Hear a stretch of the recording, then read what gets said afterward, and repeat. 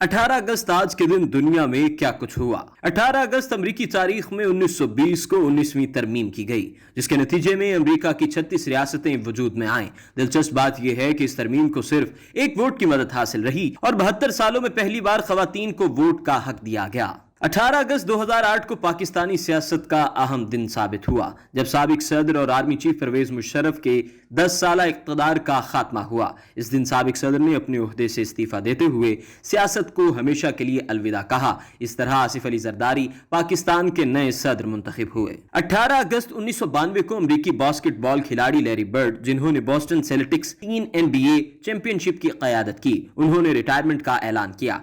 Larry bird को अब तक की सबसे बड़ी और दुनिया के नंबर 1 शूटरों में से एक समझा जाता है। 18 अगस्त 1934 को रॉबर्टो क्लेमेंट, जो अमेरिका के पहले बेसबॉल स्टार हैं, पोर्टो रिको में पैदा हुए। उन्होंने अपने करियर में कई मेडल अपने नाम करके दुनिया को हैरान किया और अमेरिका के खेलों की दुनिया में नुमाया मुकाम रखते हैं। 18 अगस्त 1572 को हेनरी बॉर्न के शहजादे ने फ्रांसीसी शाही घर की वेल्वेस की मार्गरेट से शादी की। यह साल की सबसे बड़ी शादी थी, जिसके चर्चे पूरी दुनिया में सुनने को मिले।